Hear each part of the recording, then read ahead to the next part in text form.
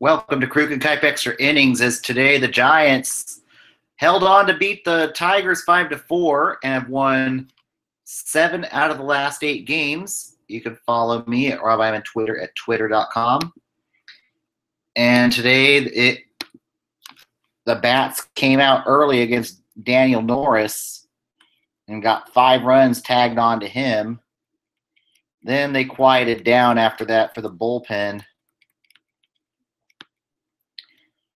But I kind of question Detroit for keeping Alex Avila in the game after it looked like he had a concussion. But then again, James McCann, I think, was pulled after one AB, so they can. It's one of those things where I really don't like the idea of keeping a player in the game after it looks like they have suffered a concussion. And and we'll see if there's any lingering effects. Hopefully he'll be cleared of the concussion, but this is where I think MLB needs to get better at concussion protocol and stuff and protecting players and catchers after they've been hit in the head with a baseball or a bat, especially catchers, since they have to deal with a lot of foul tips and stuff. This is one where I would have erred on the side of caution and probably brought in an emergency player to play catcher.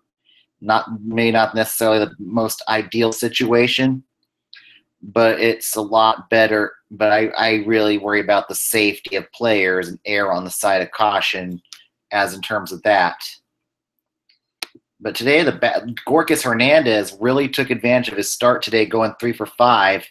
And his batting average has climbed to 236.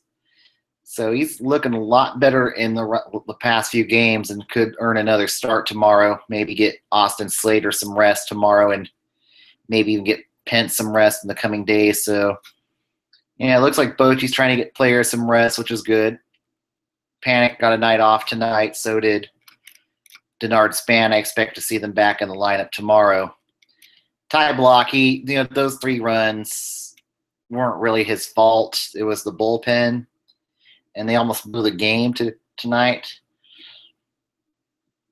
But Guerin found a way to settle to weather the storm.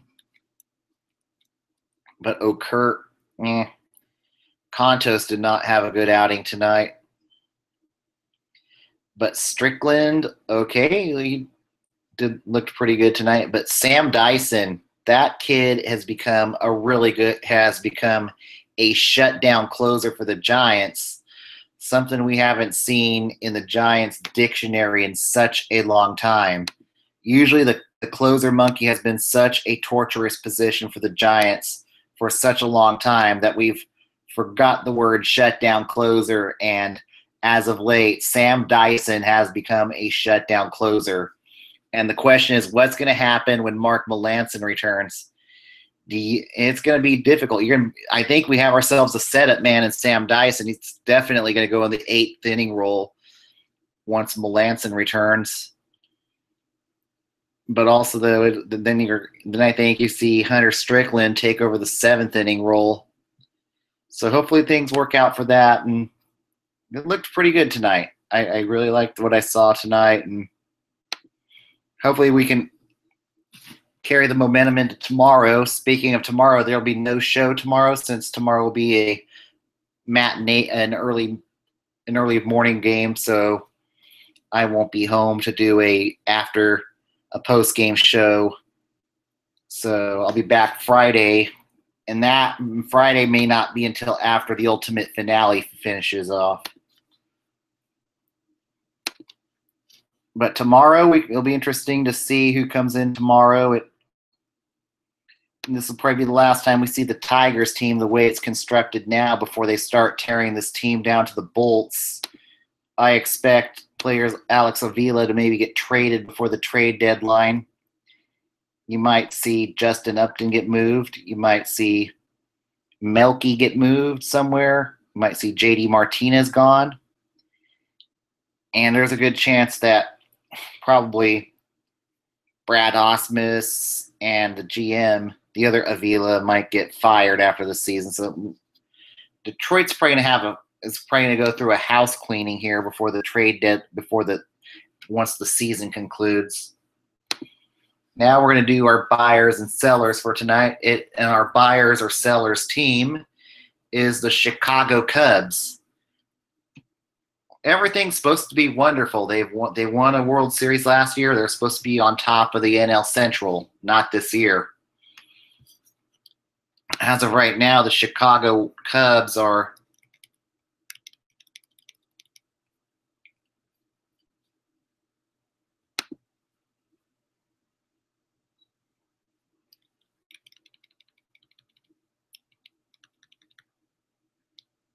right now the Cubs are 42-42 and 3.5 games back.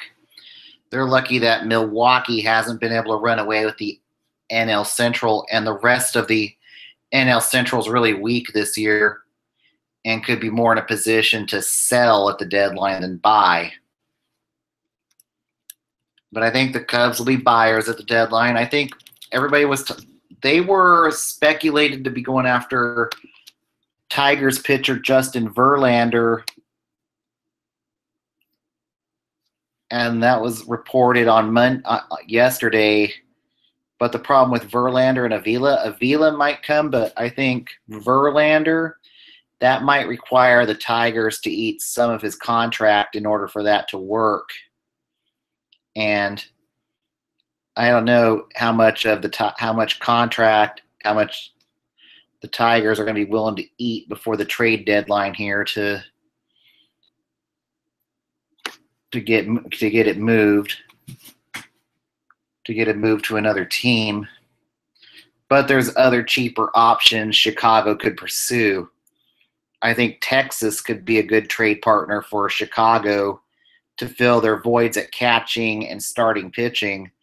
They could maybe package a trade for Darvish and Jonathan Lucroy. Those are two players that could fill some voids for the Cubs and may not cost as much in prospects. And Darvish could really bolster the struggling rotation of the Cubs and get them back into the playoff if they want to help them make a run for the NL Central Division, barring a collapse by Colorado and Arizona for the 2 wild cards as we get down to the stretch here.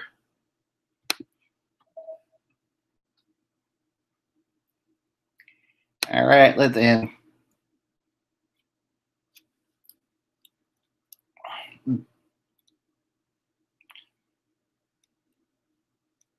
Or another pitcher they could go after and target is Jaime Garcia, who has had experience pitching in the NL Central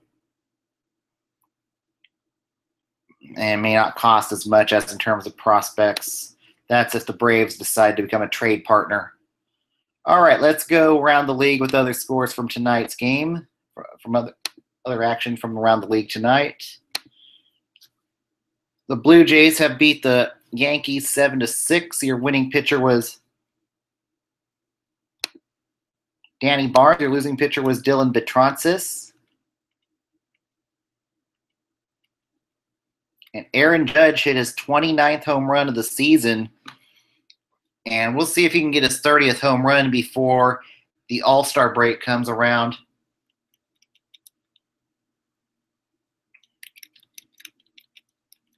And Marco Estrada allowed 6 earned runs in 4 2/3 innings. Not a good start, but Michael Pineda was even worse for the Yankees, allowing 5 earned runs in 3 innings pitched.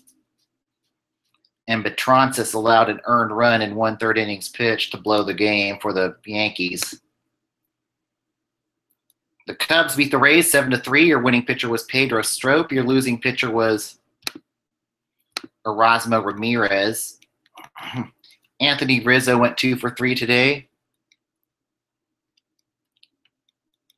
And then John Jay had a pinch hit home run. And not a bad game for Malik Smith, 4 for 4.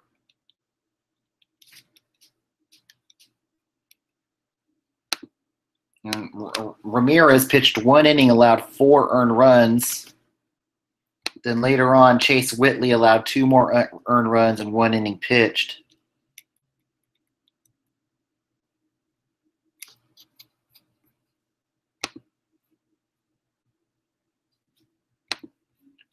And on the other side of the bay today, the A's beat the White Sox 7-4.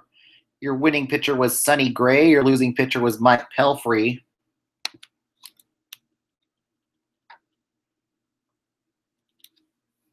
Jed Lowry went 3 for 4.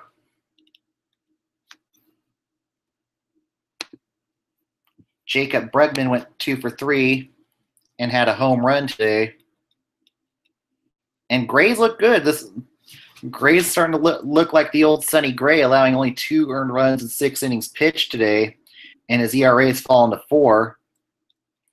Pelfrey allowed 4 earned runs in 3 1/3 innings pitched. But what made matters worse was Gregory Infante allowing 2 more earned runs in 1 2/3 innings pitched.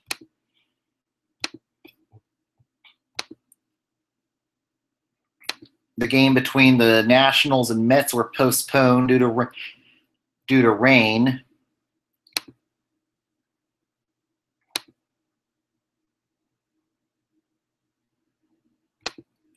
The Pirates beat the Phillies 5-2. Your winning pitcher was Garrett Cole. Your losing pitcher was Brett Lively. Daniel Nava went 3 for 4 for the Phillies today. And this was a better outing by Cole, allowing 2 earned runs and 8 strikeouts in 6 innings pitched. Lively allowed 4 runs, 2 earned in 4 innings pitched. And they continue to try to find the right people in the rotation in Philadelphia. The Padres beat the Indians 6-2. Your winning pitcher was Luis Pedromo. Your losing pitcher was Trevor Bauer.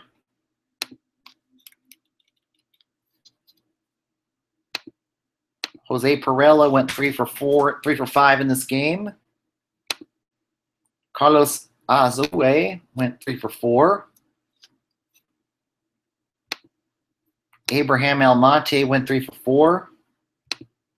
Lonnie Chisenhall went 2 for 3 for Cleveland. Francisco Lindor went 3 for 5 for Cleveland. Bauer allowed 4 runs, 3 earned. Passable in 5 innings pitched. And the other game that's final is the Brewers blanked the Orioles 4-0.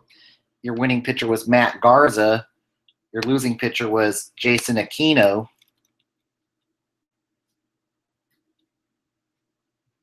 And Garza's really rebounded this year, and his ERA is down below at 3.98, so not a bad year for Garza after 2 bad years.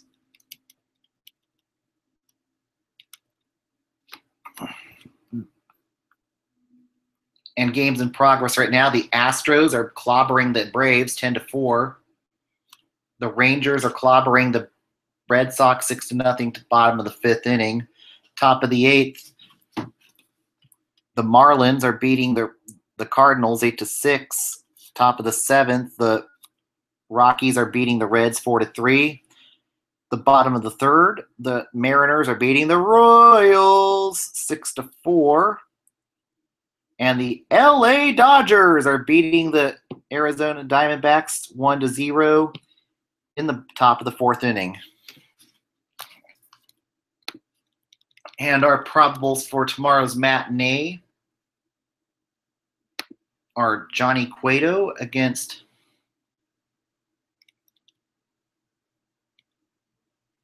Johnny Cueto against Anibal Sanchez.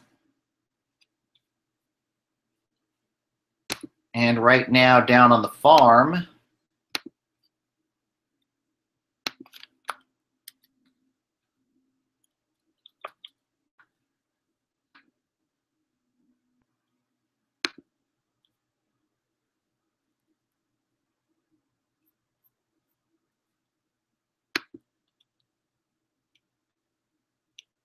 the River Cats are leading the Isotopes 4-1 in the bottom of the 7th.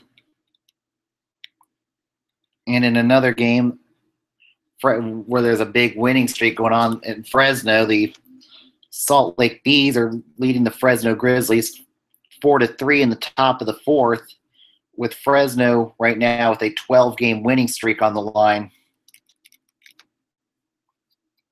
And our standings as of right now,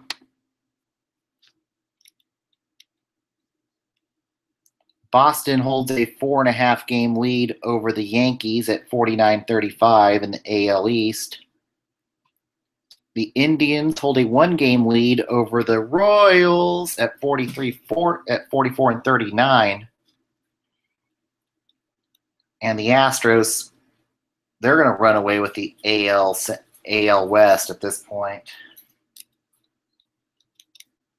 The Nationals hold a 9-game lead over the Braves. The Brewers hold a 3.5-game lead over the Cubs. And the Dodgers hold a 3.5-game lead over the Diamondbacks. All right, everybody, thanks for tuning in tonight. I will be back on Friday after Ultimate Finale.